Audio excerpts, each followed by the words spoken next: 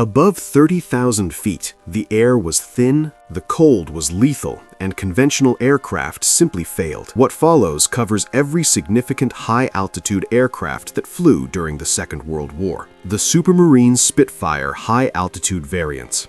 The Spitfire was continuously developed for high-altitude performance throughout the war. The Mark VI featured a pressurized cockpit and extended wingtips, optimized for operations above 40,000 feet against high-altitude German intruders. The Mark VII refined this further with a two-stage supercharged Merlin engine.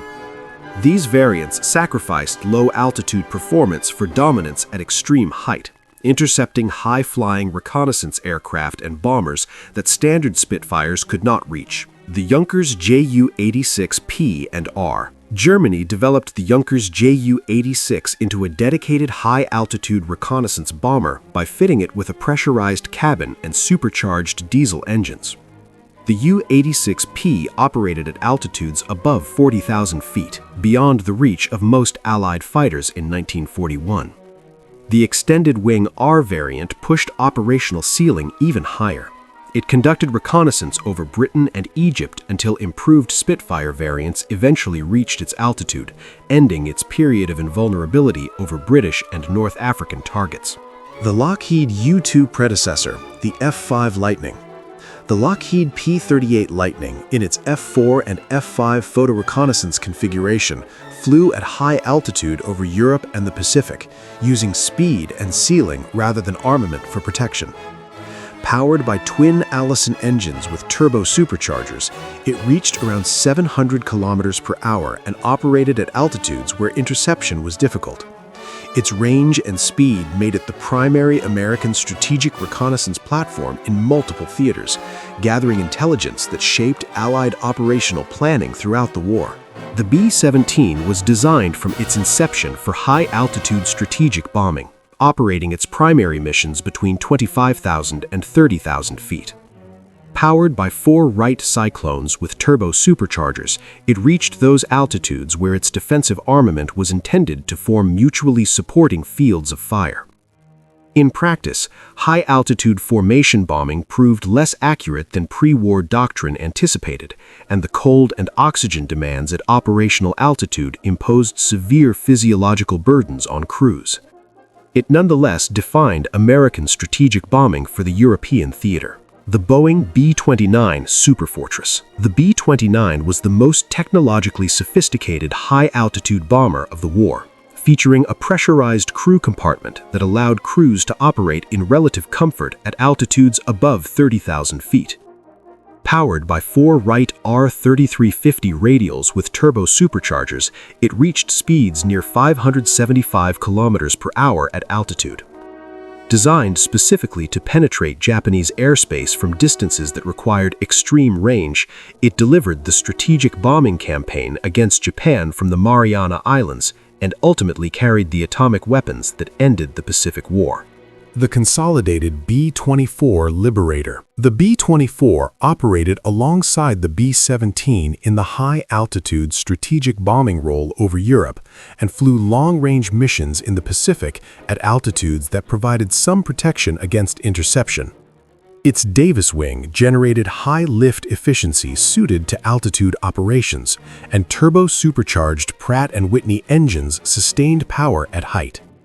Its greater range than the B-17 made it the preferred choice for very long-range missions, including the low-level Ployist raid, a notable exception to its normal high-altitude operational profile. The de Havilland Mosquito PR variants. The Mosquito photo reconnaissance variants relied entirely on speed and altitude for protection, carrying no armament in exchange for additional fuel and cameras. Operating at altitudes above 35,000 feet and reaching speeds that made interception extremely difficult, they photographed targets across occupied Europe, Germany, and Scandinavia throughout the war. Their wooden construction contributed to a clean aerodynamic profile that sustained performance at altitude, and their crews operated with a confidence born from the knowledge that very few aircraft could reach them once they were at operational height. The North American P-51H. The P-51H was the highest performing variant of the Mustang family, developed specifically for the Pacific Theater, where high-altitude interception of Japanese aircraft was anticipated. Lighter and faster than the D model, it reached speeds near 780 km per hour and maintained competitive performance at altitudes above 30,000 feet.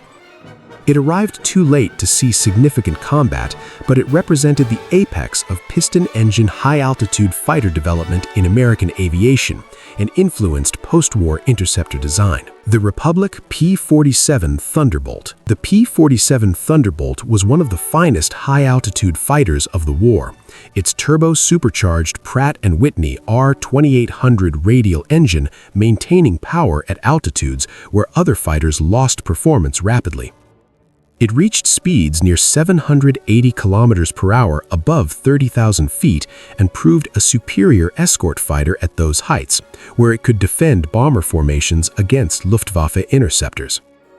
Its high-altitude performance was a primary design priority, and it delivered on that requirement consistently throughout the European bombing campaign. The Messerschmitt Bf 109G and K. The Bf 109G and K variants were developed with increasingly capable supercharged DB605 engines to maintain competitive performance at the high altitudes where Allied bombers operated. The K model reached speeds near 725 km per hour and climbed rapidly to bomber altitude. German pilots used the Bf 109's superior high-altitude performance to develop boom and zoom tactics against Allied formations, diving through bomber streams and climbing away before defensive gunners could respond effectively. The Focke-Wulf Fw-190D. The Fw-190D, known as the Dora, was developed specifically to address the Fw-190A's declining performance at high altitude, where its air-cooled radial engine lost power rapidly above 20,000 feet. Fitted with a Junkers Jumo 213 inline engine and an annular radiator, the D model recovered the high-altitude performance the A lacked. Reaching around 700 km per hour above 30,000 feet, it became one of the most capable German interceptors of the war's final phase, challenging Allied escorts over Germany in the bomber campaign's most intense period. The Messerschmitt Me-163 Komet. The Me-163 Komet was a rocket-powered interceptor designed to climb at extraordinary rates to bomber altitude and make high-speed attack passes through Allied formations. Powered by a Walter HWK-509 rocket motor, it reached speeds near 960 km per hour, the fastest aircraft of the war, and climbed to 30,000 feet in under 4 minutes. Its powered flight lasted only a few minutes before the fuel was exhausted, after which it glided to landing. Operationally, its speed was both its strength and its limitation. Pilots had only seconds to fire before overshooting the bombers they were attacking. The Heinkel He-280. The Heinkel He-280 was Germany's first jet-powered fighter to fly, preceding the Me-262 in the air but not in operational service. Powered by two HES-8 turbojet engines, it demonstrated the potential of jet propulsion for high-altitude combat, but was abandoned in favor of the more promising Me-262 program. Its development contributed to the body of knowledge that made German jet aviation possible, even though it never reached the front in operational form. The Messerschmitt Me-262. The Messerschmitt Me-262 was the world's first operational jet fighter, powered by two Junkers Jumo 004 turbojet engines, reaching speeds near 970 km per hour. At altitude, it was substantially faster than any piston engine fighter it encountered, and its 430mm cannon armament made it lethal against bombers. Operational in small numbers from mid-1944, it flew interception missions against Allied bomber formations, but arrived too late and in insufficient numbers to affect the strategic situation. Its high-altitude performance pointed directly toward the post-war jet age. The Gloster Meteor. Britain's Gloster Meteor was the only Allied jet aircraft to enter operational service during the war.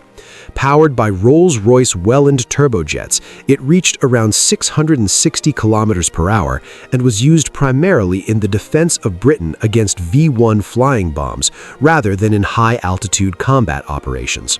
It did not encounter the Me-262 in combat, as Allied policy kept it from operating over occupied Europe to prevent capture. Its operational significance was modest, but its development established the foundation of British jet aviation in the post-war period. The Lockheed XP-80 Shooting Star.